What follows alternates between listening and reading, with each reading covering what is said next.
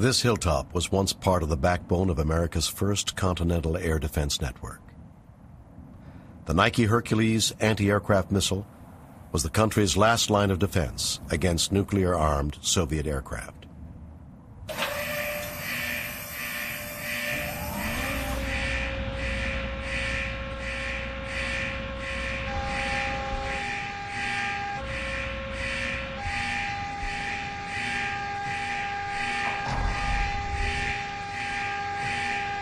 In the fall of 1957, the entire air defense system of the United States would be rendered obsolete by a new type of weapon. The technological breakthrough that unleashes this weapon is first realized more than a decade earlier.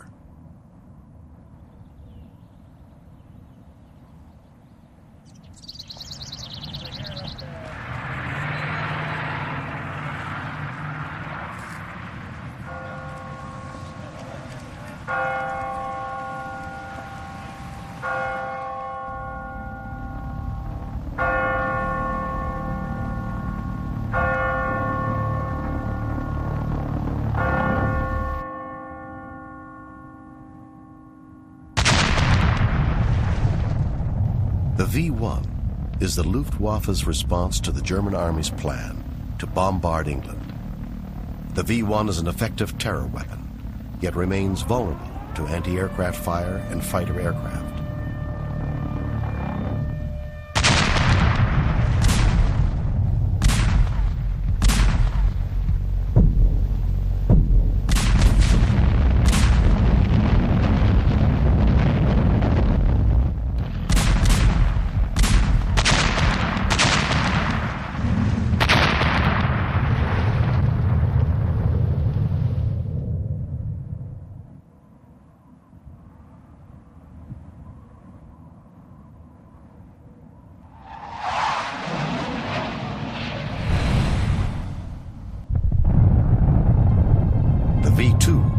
Was immune to the defensive weapons of the day.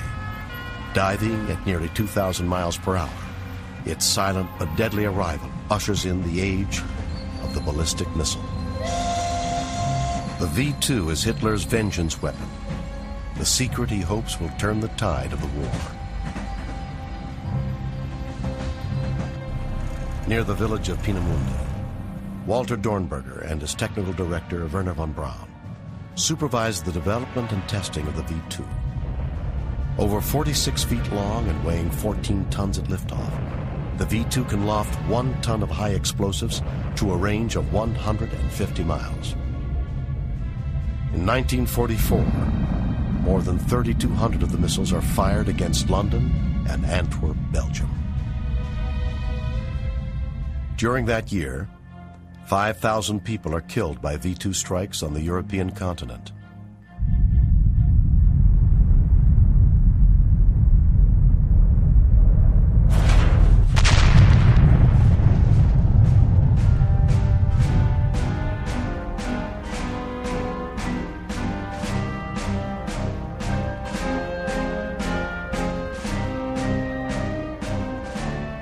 At the end of the war, nearly all of the intact V-2 missiles fall into Allied possession. Von Braun and his missile corps surrender to the Allies. But the United States is not the only nation with an interest in Peenemünde. Most of the V-2 missiles are shipped to the White Sands Proving Grounds, where Operation Paperclip is initiated. Here, the very scientists that invented the V-2 would now develop the technology for the U.S. Army.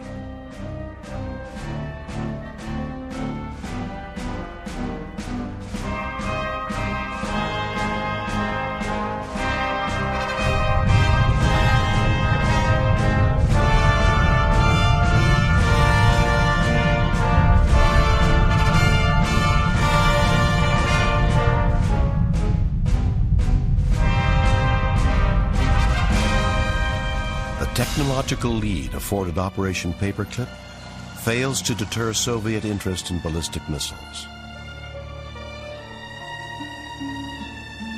Stalin learns the Germans had plans to build a long-range missile that could bombard the United States. he is quick to grasp the political importance of the transoceanic missile. Kapustin Yar. Soviet rocket scientist Sergei Korolev directs the reassembly and testing of captured V-2 missiles. The first V-2 copy, constructed with Russian-made components, the R-1 has a range of 185 miles and is operational by 1950.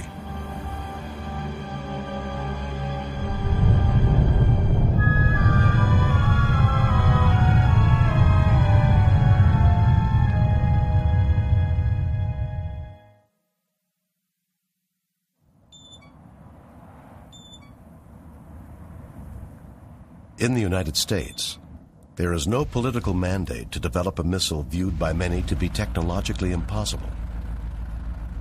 Manned strategic bombers are considered to be the only accurate intercontinental delivery system for nuclear weapons.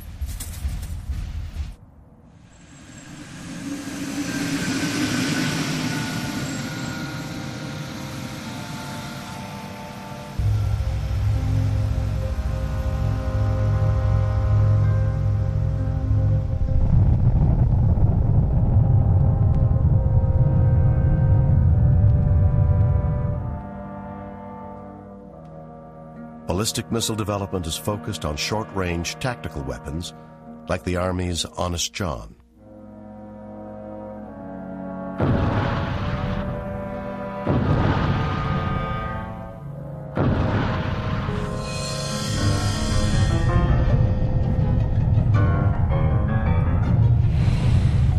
In August 1949, U.S. ambivalence towards strategic missiles is shattered by the Soviet detonation of an atomic bomb. Fear of emerging Soviet technological achievements spreads through Washington.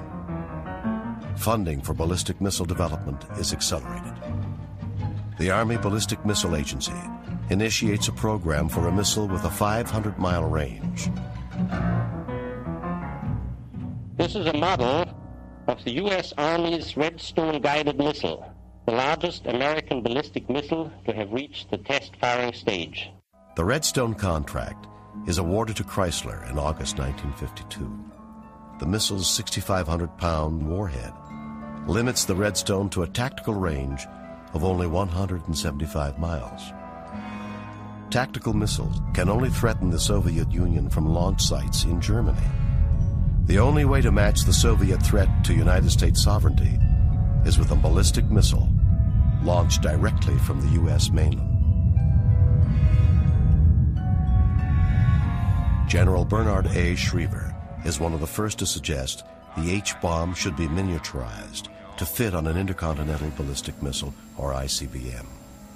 Traveling at 6,000 miles per hour, no known weapon can intercept an incoming ballistic warhead. Mathematician and Atomic Energy Commissioner John Van Neumann and Dr. Edward Teller are commissioned to study warhead miniaturization.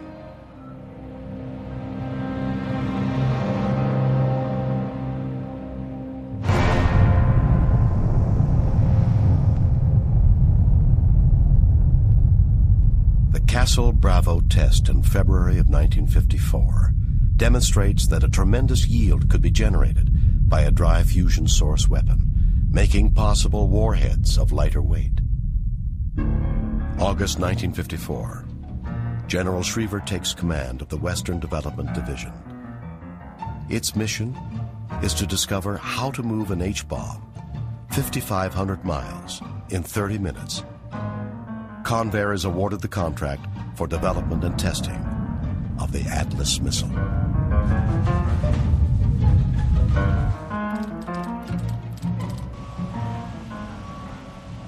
In the summer of 1955, based upon the findings of the Defense Department's Killian Report, President Eisenhower upgrades Schriever's ICBM program to top Defense Department priority. So it was a combination of Gardner, the scientific community, Killian, that convinced Eisenhower that this had to be the number one priority. We could not afford to allow the Soviet Union to beat us to an operational ICBM. that was a race. The Air Force begins work on the first Intermediate Range Ballistic Missile, or IRBM, known as the Thor. McDonnell Douglas is forced to build the first production round to be ready for testing in December 1956. The Thor test program is marred with difficulty.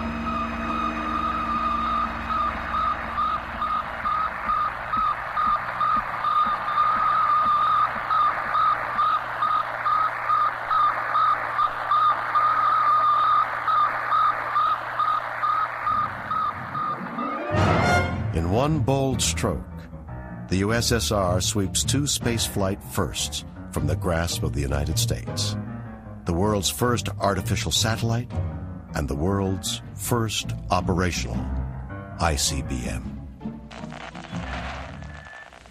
The Soviet launching of Earth satellites is an achievement of the first importance, and the scientists who brought it about deserve full credit and recognition. Already, useful new facts on outer space have been produced. Today, a new moon is in the sky, a 23-inch metal sphere placed in orbit by a Russian rocket, a three-stage rocket. Number one, the booster in the class of an intercontinental missile, its weight estimated at 50 tons. The smaller second stage took over at 5,000 miles an hour and carried on to the highest point reached. 500 miles up, the artificial moon is boosted to a speed counterbalancing the pull of gravity and released. Far overshadowing the launch of the 184-pound satellite, Korolev's R-7 is capable of lifting the 10,000-pound, 5-megaton Russian thermonuclear warhead.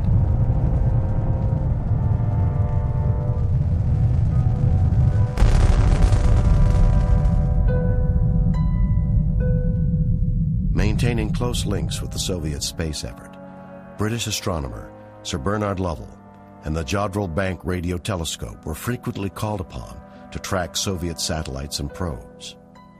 I think it was simply that the Americans did not believe in the successful development of Soviet technology.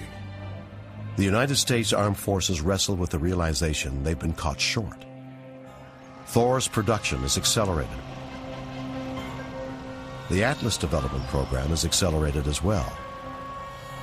The developers of Atlas are never certain its test program will produce an operational missile. We had some losses. We had 5 Atlas failures in a row.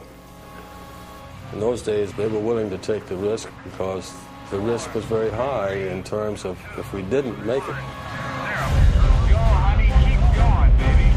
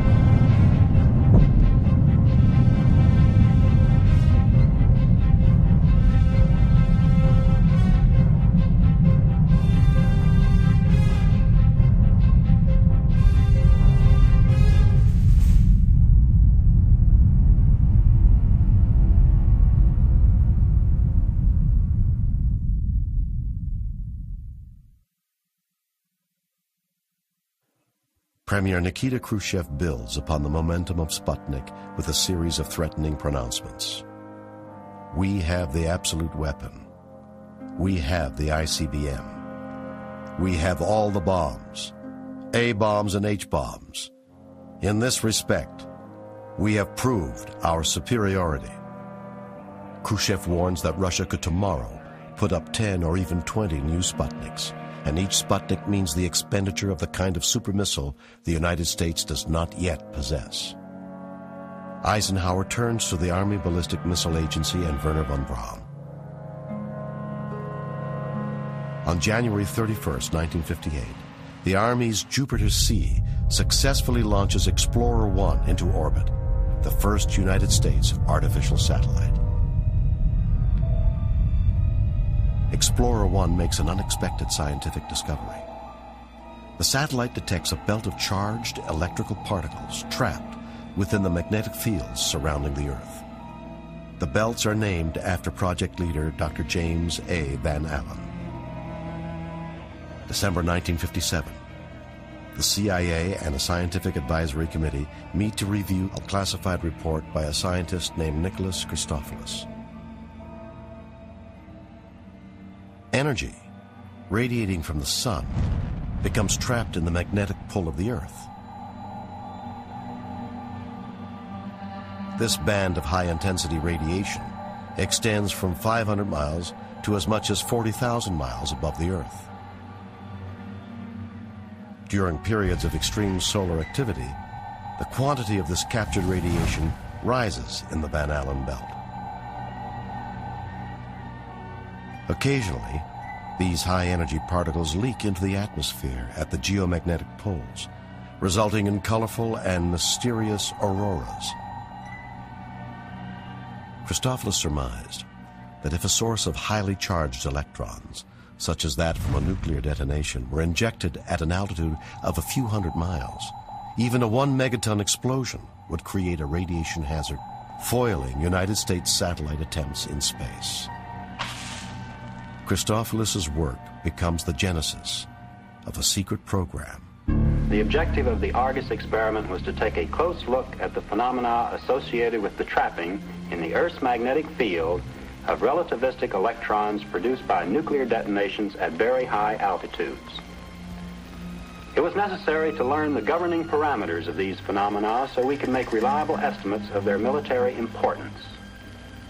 There seemed to be a good possibility that they were very important, and for that reason, there was a pressure on this entire operation to secure quick results. In April of 1958, the Department of Defense implements Project Argus as one of the largest clandestine operations ever attempted. A fleet consisting of 9 ships headed out for the South Atlantic. It is here that the Earth's magnetic field dips to its lowest point in what is known as the South Atlantic Anomaly. 3 X-17A missiles are launched from the deck of the USS Norton Sound.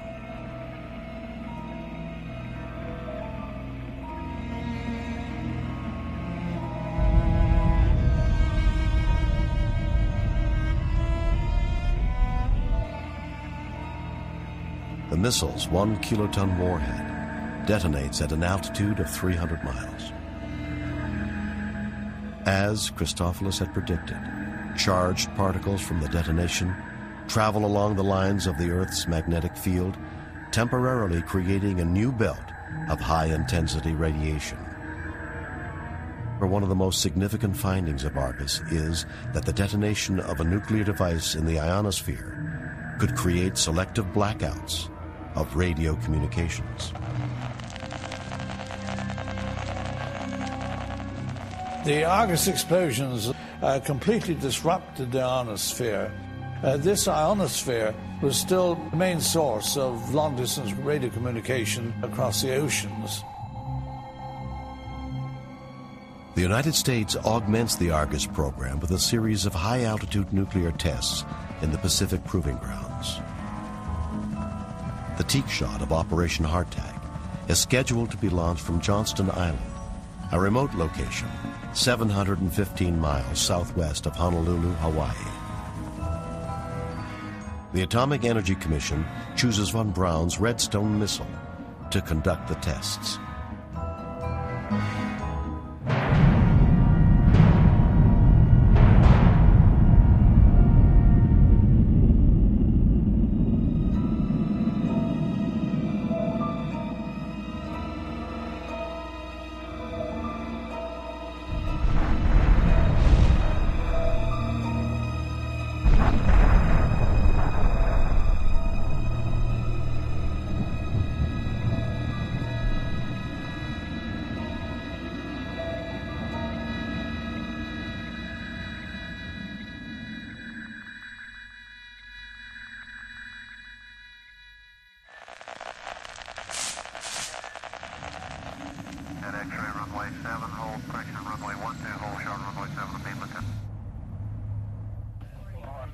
The Teak fireball began to affect communications over a wide expanse of the Pacific. Radio frequencies are disrupted throughout most of the basin. In Honolulu, commercial air traffic is suspended for many hours because of the failure of long-wave communications. As it was, one of those two high-altitude shots did affect the power grid on Oahu, knocking out quite a bit of it. That was unexpected.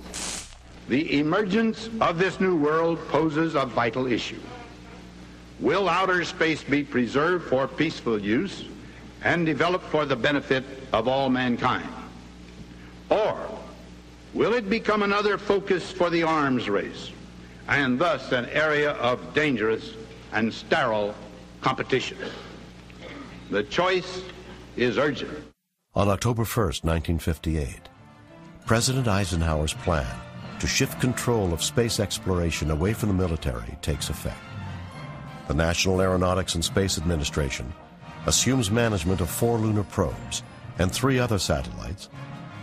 NASA directs the launching of weather, navigation, and communication satellites, all directed toward the purpose of peaceful scientific research. This is Telstar Control at Canelo. We've got good news.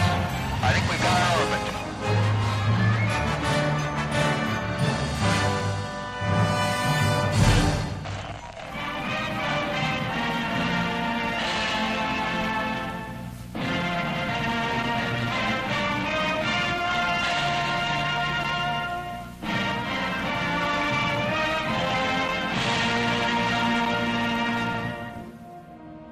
By November of 1958, the United States, Great Britain, and the Soviet Union begin test ban negotiations in Geneva.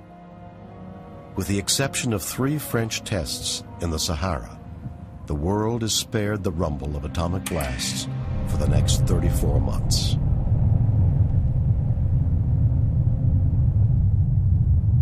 However, the test ban does nothing to impede the development of delivery systems for weapons of mass destruction.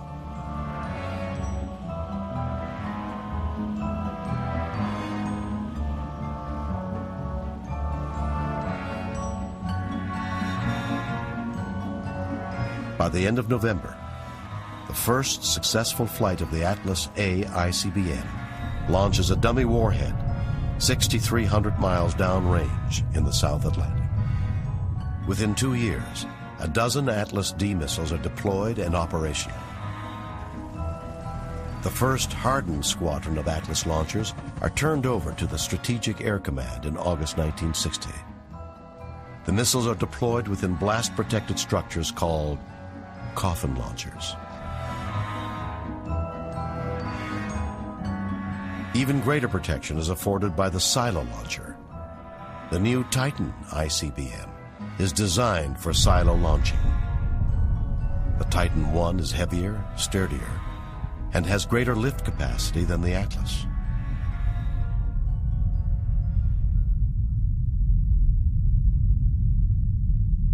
While the early models of the Titan I are armed with a 3.8 megaton warhead, the Titan II would become the largest ICBM the United States would ever deploy.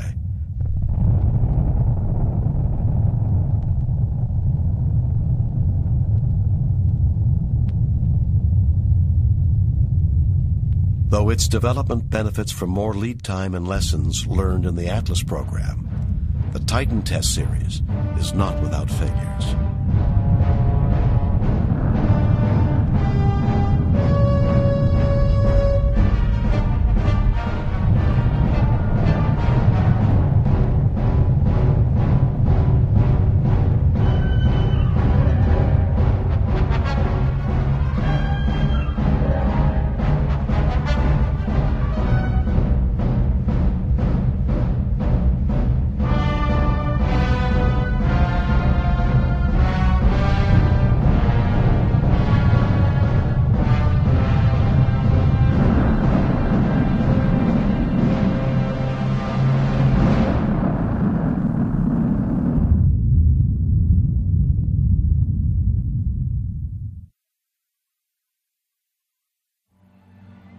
By the end of 1961, Atlas squadrons expand to a total of 57 operational missiles. Uncertainty over the potential glut of Soviet ICBMs presses upon military planners. The R-9 and R-16 are competing designs for the Soviet response to the Titan I, each with a range of 6,000 miles.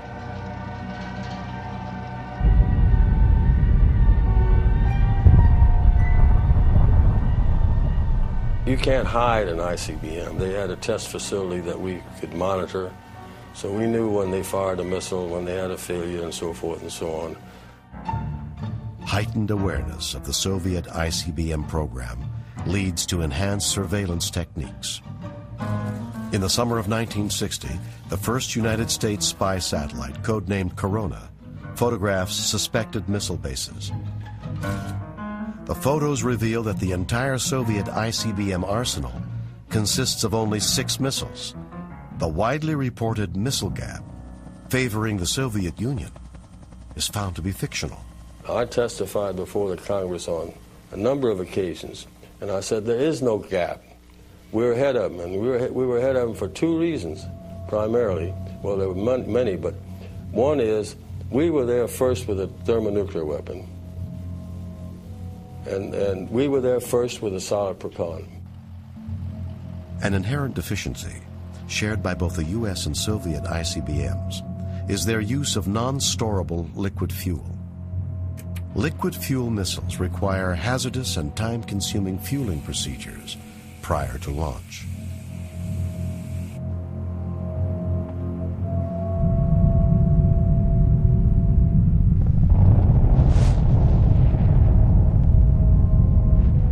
The greatest disadvantage of these missiles is response time.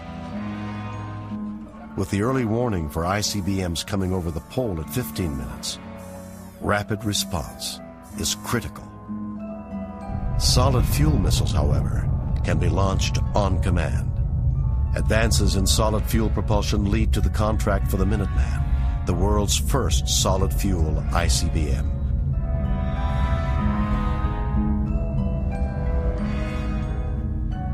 Holding a temporary advantage in numbers of strategic missiles, the United States has reason to remain vigilant when it comes to Soviet nuclear weapons expertise.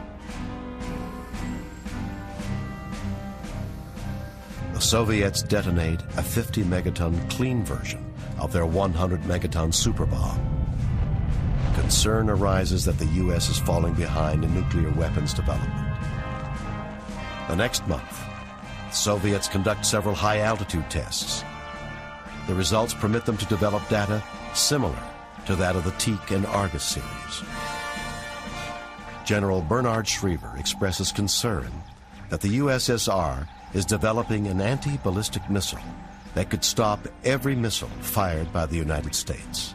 By 62, ABM systems, anti-ballistic missile systems, were firmly entrenched in the defenders' minds. The potential for a functioning Soviet ABM poses new challenges to ICBM warhead design. The outcome of this research is the cluster warhead.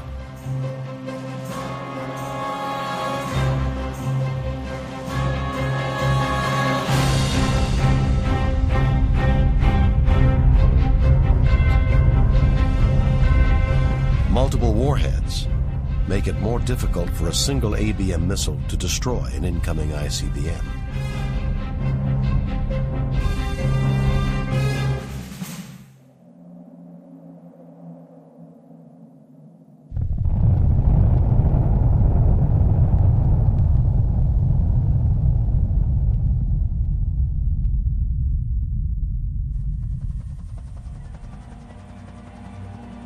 the United States pursues development of its own anti-ballistic missile, the Nike Zeus.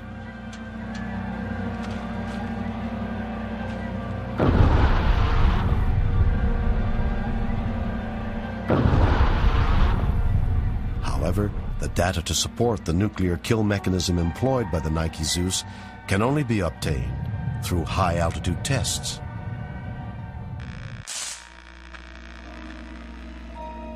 "17 years ago, man unleashed the power of the atom. He thereby took into his mortal hands the power of self-extinction. And when all nuclear powers refrain from testing, the nuclear arms race is held in check. But on September 1st of last year, while the United States and United Kingdom were negotiating in good faith at Geneva, the Soviet Union callously broke the moratorium with a 2-month series of tests of more than 40 weapons. Having carefully considered these findings, I have today authorized a series of nuclear tests to take place in the atmosphere over the Pacific Ocean." Teak and Orange left all sorts of questions. Then when we were allowed to come back and test in the Operation Dominic, the Fishbowl series, and Fishbowl was reserved for the high-altitude tests, and we did 6 more.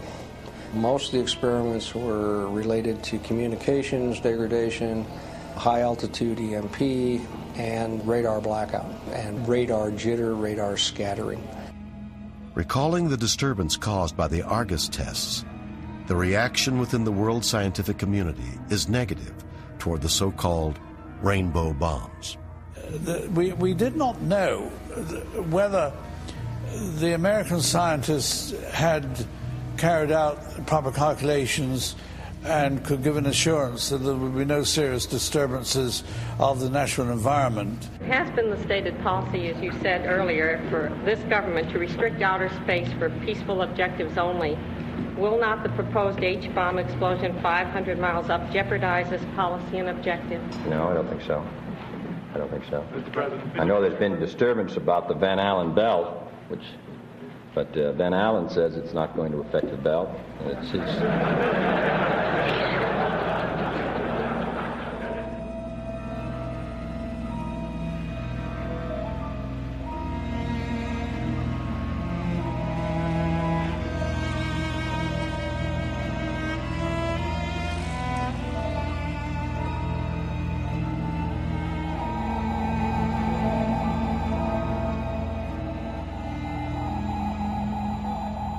Starfish Prime, the first test in the Fishbowl series, lifts off from Johnston Island atop a Thor missile.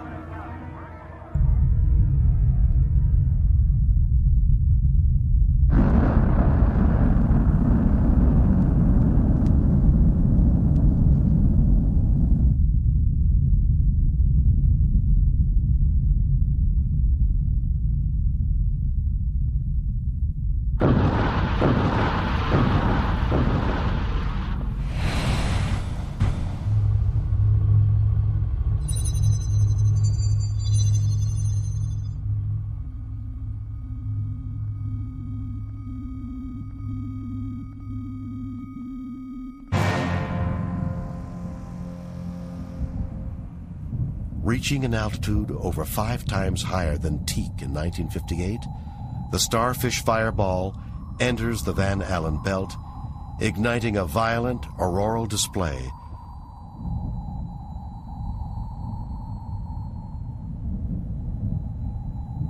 The bomb's electromagnetic pulse effect is pronounced in Hawaii, causing blown fuses and radar blackouts throughout the Hawaiian Islands. A shower of highly charged radiation spreads rapidly into the regions of near space frequently traveled by Earth's artificial satellites. Good evening. We made a last-minute change of plans tonight and the second test of Telstar. French television officials transmitting through their ground station are going to transmit a special telecast. This achievement, which is another first on our conquest of space. In the come out of today's press conference being relayed by the Telstar communication satellite, viewers across the Atlantic. Telstar 1, the Earth's first telecommunications satellite, launched one day after Starfish, is damaged by the intense radiation belt and ceases to transmit 7 months later.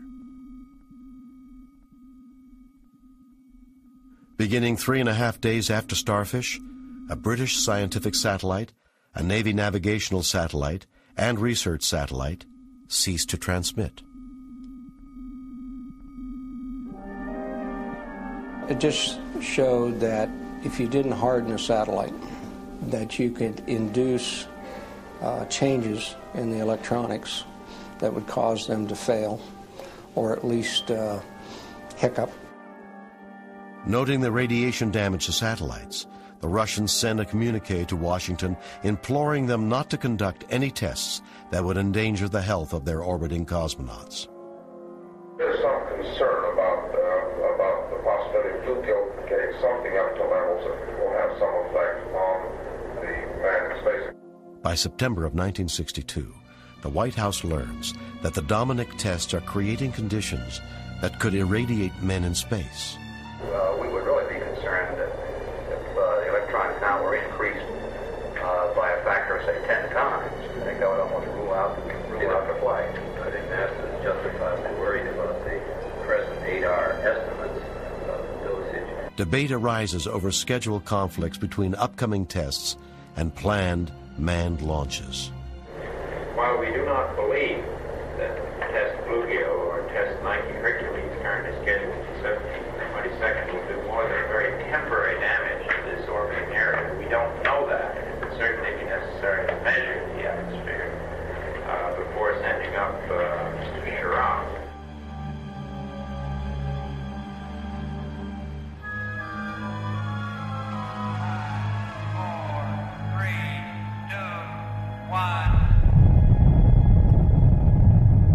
Wally Schirra's Mercury 8 mission is launched on October 3rd, 1962. He is instrumented with radiation dosimeters and film badges to monitor radiation exposure on his spacecraft as well as on his spacesuit. That's a plan. What's your problem? The most controversial of the proposed tests is codenamed Uraka, the detonation of a megaton device 500 miles into space, well within the Earth's protective Van Allen belt. What about Uraka? See, the Uraka, I would like to ask an irreverent question. Yeah, I get the special in others, but this is the case. Go out and see what happens. Because, you don't really know. Well, I can say, it's worse than that, you know. Reacting to worldwide pressure, Uraka, the highest test in the series, is canceled. Meanwhile, the Bluegill test series encounters mounting technical difficulties at Johnston Island. The first Bluegill Thor missile lifts off on June 4th, 1962. A tracking beacon failure forces the range safety officer to destroy the missile in flight.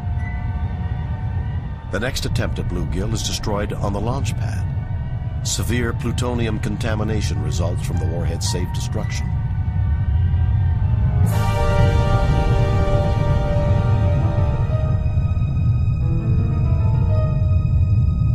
Because of the blow-up in the pad at Johnston Island, we are not able to carry out these tests, which were among the most important, if not the most important, of our series. So we're going to finish those.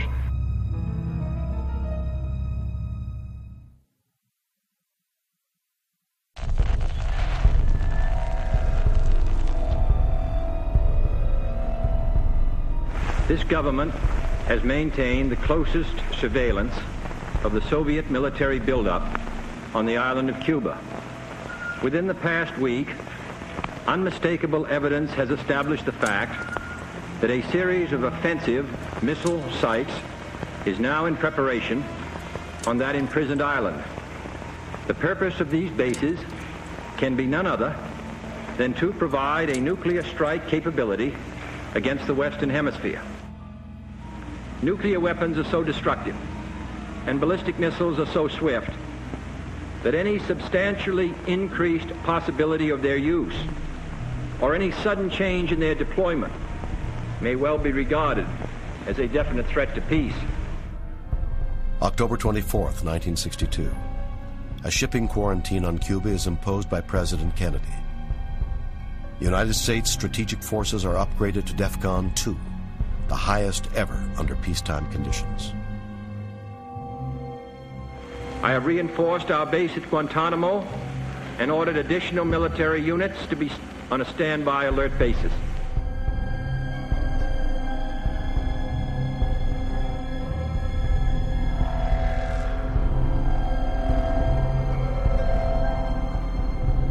On that same day, a Russian Mars probe launched from Baikonur explodes shortly after liftoff. The missile fragments are visible to observers at the U.S. Ballistic Missile Early Warning System, who nearly conclude a Soviet missile attack is underway.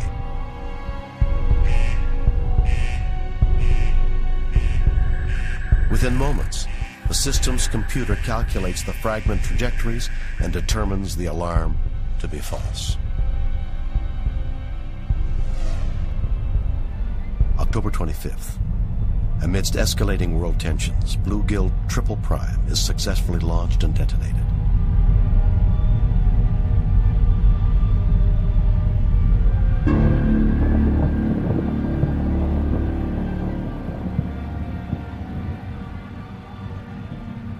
Some other activities that were even more dangerous, the launch of a test ICBM by the United States from Vandenberg Air Force Base in California. That was especially alarming because under the DEFCON 3 alert, most of the test launchers and missiles at Vandenberg had been rapidly converted to wartime use with nuclear warheads. Now, the Russians presumably were aware that we were converting that test facility into an additional operational facility. And at the time, someone went ahead with a planned firing of a test ICBM over the Pacific.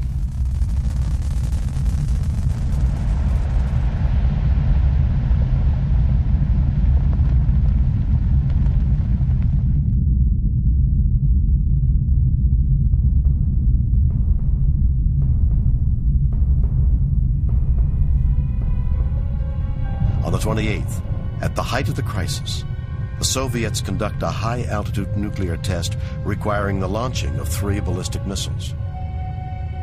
Soviets fired 3 1,100-mile missiles yesterday from Twisted Yard for its Starfish Prime.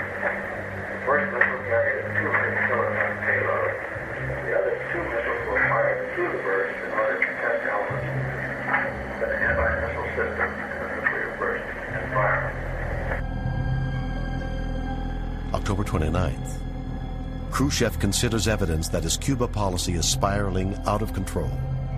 Faced with unanticipated United States resolve, Khrushchev agrees to withdraw the missiles from Cuba. November 1st.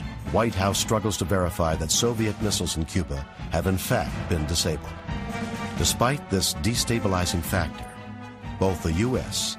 and the Soviets conduct high-altitude nuclear tests on the same day. 5, 4, 3, 2, 1, 0.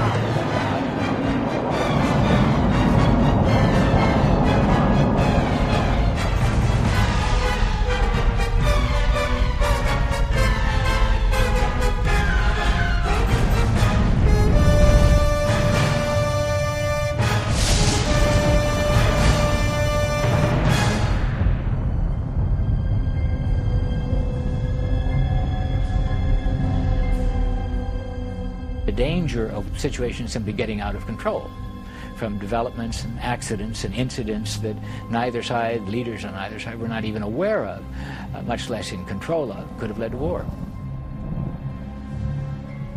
Following tightrope, the final atmospheric test by the United States, negotiations begin for the Test Ban Treaty of 1963.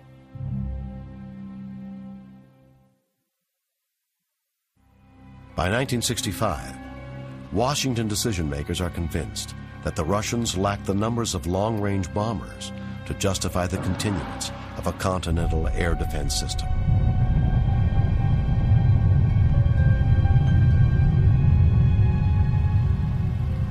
Rapid expansion in ICBM deployment indicates that the Soviets' primary nuclear threat to the United States is through strategic missiles. Over the next 10 years, the Soviet ICBM force will grow to nearly 1,500 nuclear-tipped missiles. By comparison, the U.S. ICBM force grows to over 1,000 ICBMs armed with more than twice as many warheads. The degree of overkill was enormous, and it's no good protecting oneself against 80% or 90% of such missiles, because the remaining few percent become immensely destructive. On October 1st, 1975, the Minuteman ICBM force was briefly shielded from a Soviet first strike by a missile defense known as Safeguard. Developed at a cost of over $20 billion, Safeguard was the United States' only deployment of an ABM system. Convinced that Safeguard's radar could be blinded in a nuclear attack, Congress votes to deactivate the site the very next day.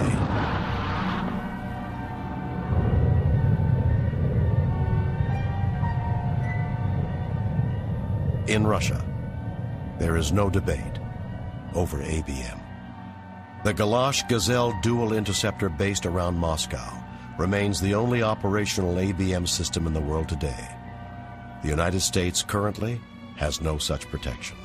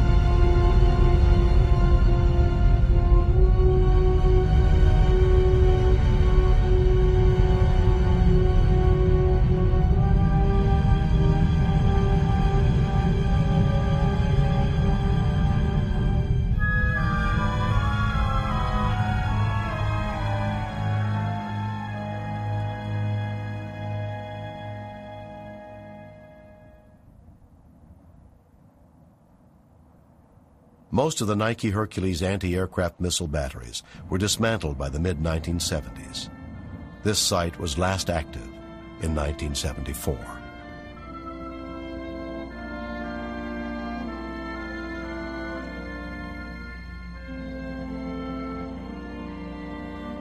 During and since the reign of President Reagan's Strategic Defense Initiative, the United States has spent over $60 billion on the development of ABM technology.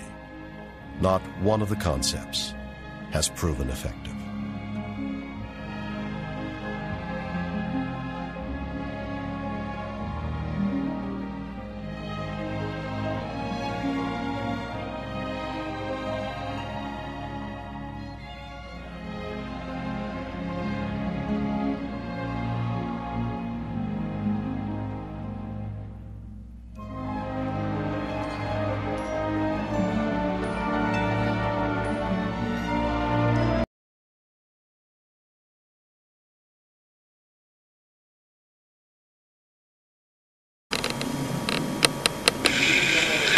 Mr. President, thank you.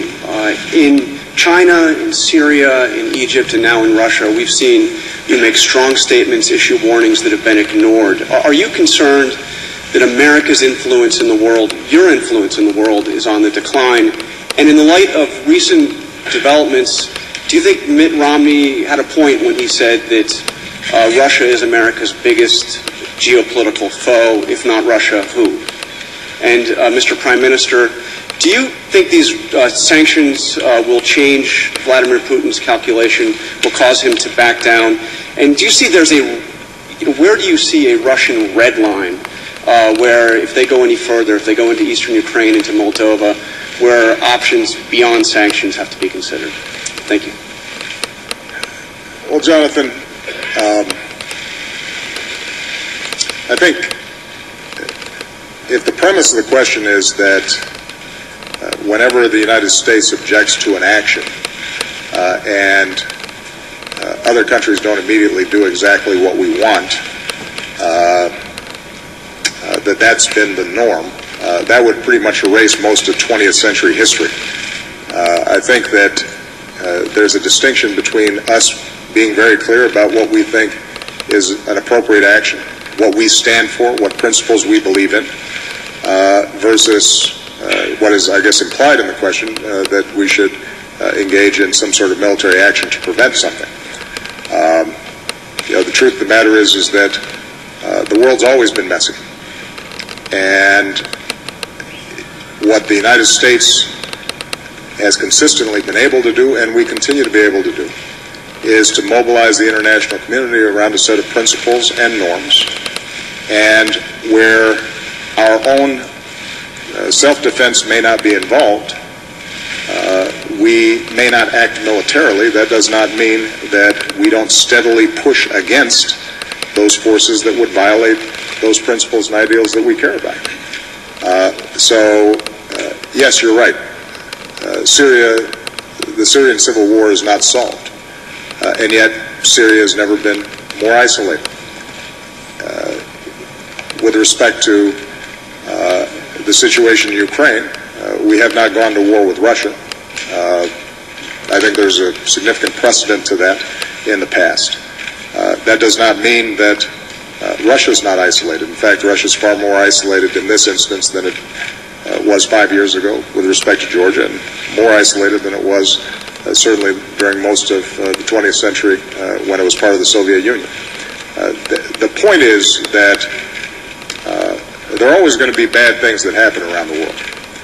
And the United States, as the most powerful nation in the world, understandably is looked to for solutions to those problems. And what we have to make sure we're doing are that we are putting all elements of our power behind finding solutions, working with our international partners, standing up for those principles and ideals in a clear way. There are going to be moments where military action is appropriate.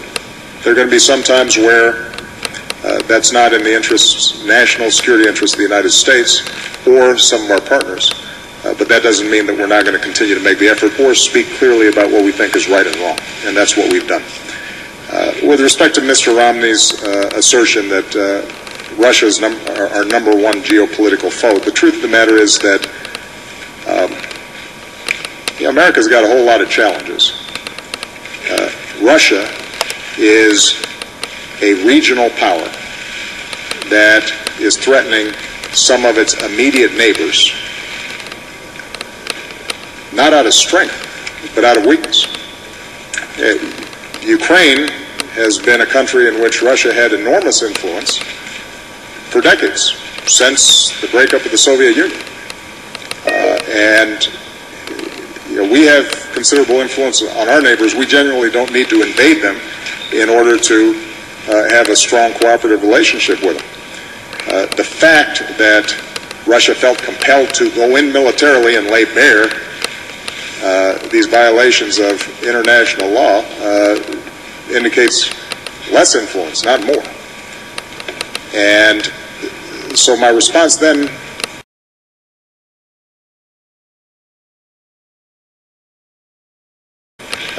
continues to be what I believe today, which is Russia's actions are a problem. They don't pose the number one national security threat to the United States. I continue to be much more concerned when it comes to our security with the prospect of a nuclear weapon going off in Manhattan, which is part of the reason why the United States, showing its continued international leadership, has organized a forum over the last several years that's been able to help eliminate that threat in a consistent way.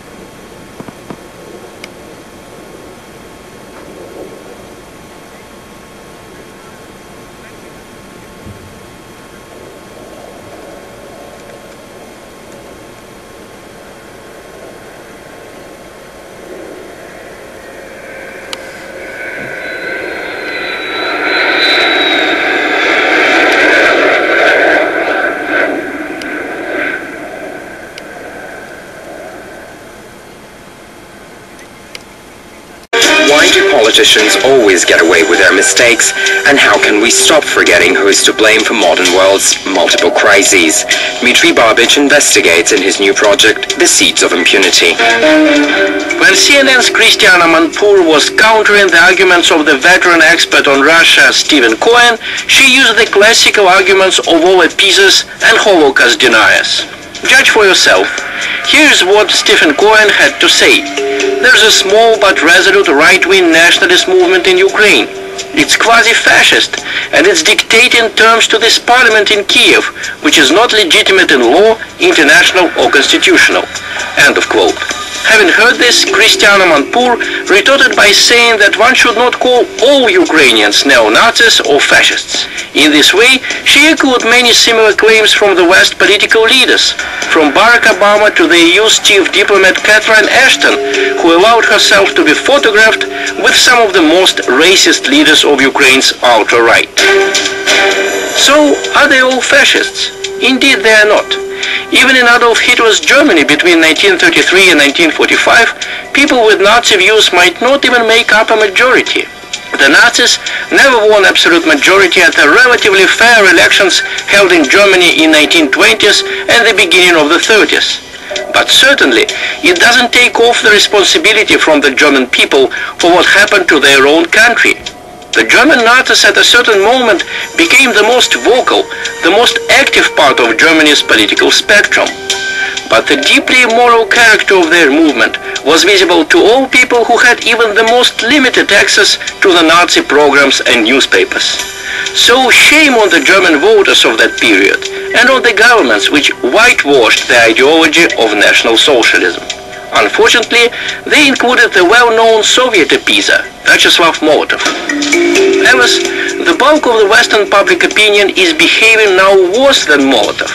Modern media give us unlimited access to the program and to the ideas of the neo-Nazi party Svoboda, which now controls 4 seats in the Ukrainian government. The same party also has the position of the prosecutor general. You can read their wishes to make people running for important positions reveal their ethnic origin, to make what they call Ukrainophobia a criminal offense, to proclaim the former allies of Adolf Hitler heroes of the Ukrainian nation. Obviously, Crimea, Kharkov and Donetsk developed a fear of Ukrainian nationalists in Kiev not yesterday, and not even the day before yesterday. All 23 years of Ukraine's independence showed people that Ukrainian ultra-right is not a myth, and that it can be extremely dangerous. The Western supporters of Maidan just refused to notice the radicalism of their anti-Russian allies. Now time for building trust between various communities in Ukraine has been lost.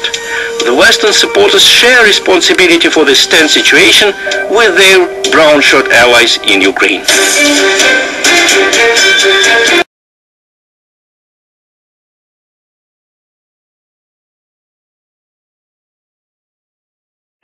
A woman out. He was shot dead right there. The second IT guys, was forced into the basement, and they threw Molotov cocktails at him and was burned alive. So when we see that, we realize what is the major concern for the Ukrainians, ethnic Russians and ethnic Ukrainians, Russian-speaking people who reside in the southern and eastern regions of Ukraine. So this is their concern, this lawlessness.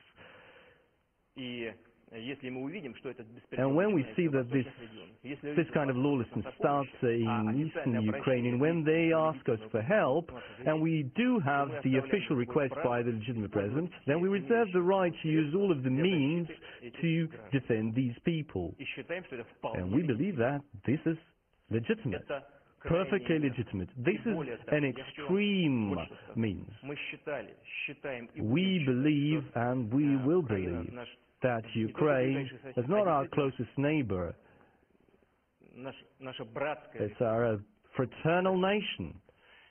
As for our armed forces, it's brothers in arms, friends. Many of them have known each other for many years. And I'm convinced that Ukrainian personnel and the Russian personnel will not be will not be defending different sides of barricades. They will stand on the one side of the barricades.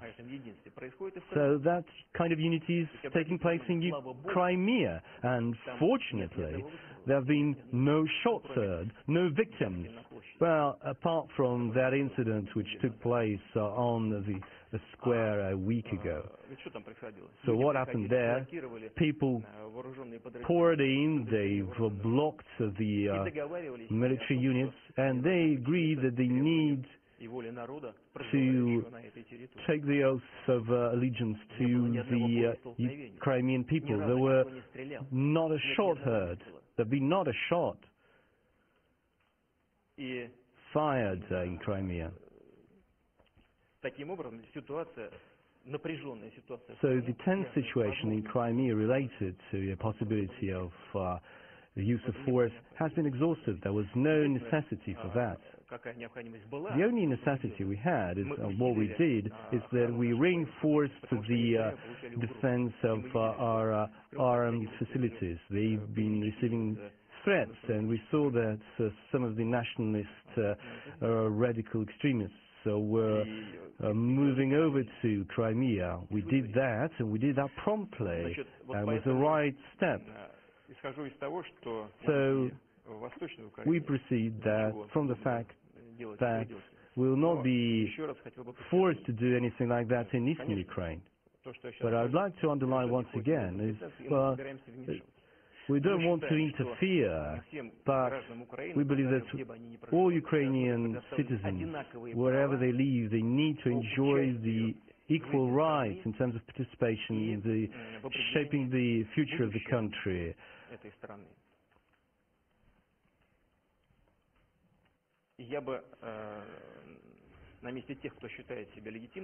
And if I were those who consider themselves legitimate authorities, I would hurry to take all the necessary steps, because they don't have a mandate to carry out Ukraine's foreign policy, internal policies, and especially deciding Ukraine's future. Now, a few words about the markets. As regards markets, you know, markets were nervous even before the events in Ukraine started, even before the situation escalated. And this is mostly to the steps taken by the Fed in the U.S. They decided that they made investments into the U.S. economy pretty attractive, and investors started withdrawing money from developing economies, moving their money to the U.S. economy. And this is a general trend. I think India suffered the most in other BRICS countries.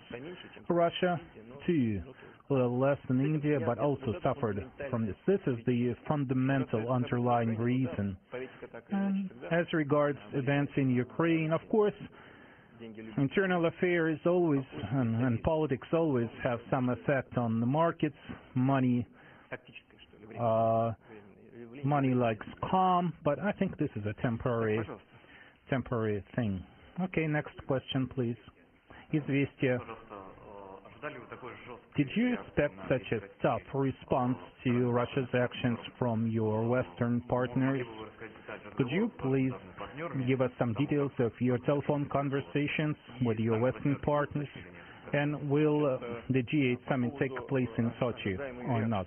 Okay, what kind of reaction I expected, whether the G8 summit will take place in Sochi, and our telephone conversations. Our telephone conversations are confidential. Sometimes we even talk on secret lines, so I cannot tell you what we discussed with our partners and how we discussed them. I will mention some public statements by my Western counterparts. Without mentioning their names, I would like to comment on them in general. One thing we noticed is we are often accused of being illegitimate in what we do. And when I ask them, do you think that everything you do is legitimate, they say yes. Well, I can tell you, let's remember what the U.S. did in Afghanistan, in Iraq, in Libya. They acted there either without any sanctions of the UN Security Council, or they distorted the meaning of UN Security Council resolution, as they did in Libya. The resolution only spoke about a no-fly zone, and eventually it ended with air raids, airstrikes, and their special forces participating in ground operations there. Our partners, especially in the U.S., always make it very clear what their geopolitical and national interests are, and they pursue those interests with much determination. And then they use this phrase, whoever is not with us is against us. And they use this phrase to make all the other countries comply with their will. And if some countries don't comply, they attack them, and eventually they make those countries regret. Our position is very different. We believe that we are completely legitimate in what we are doing.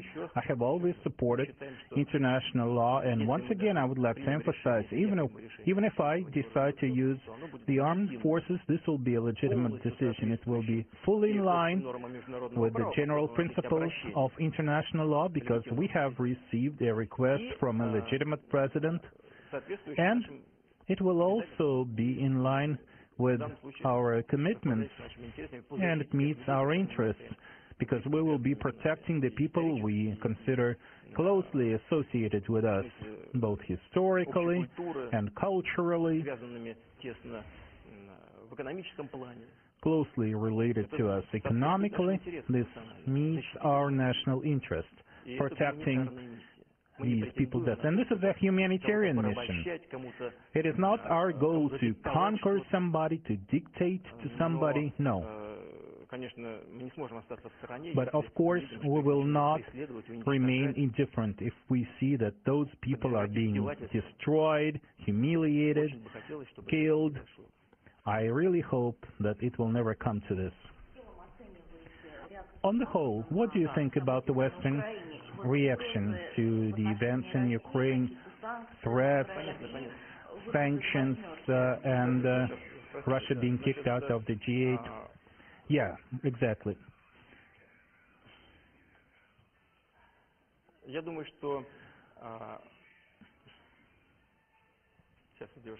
Okay, let this lady leave with her cell phone, playing music. Okay. Few words about sanctions.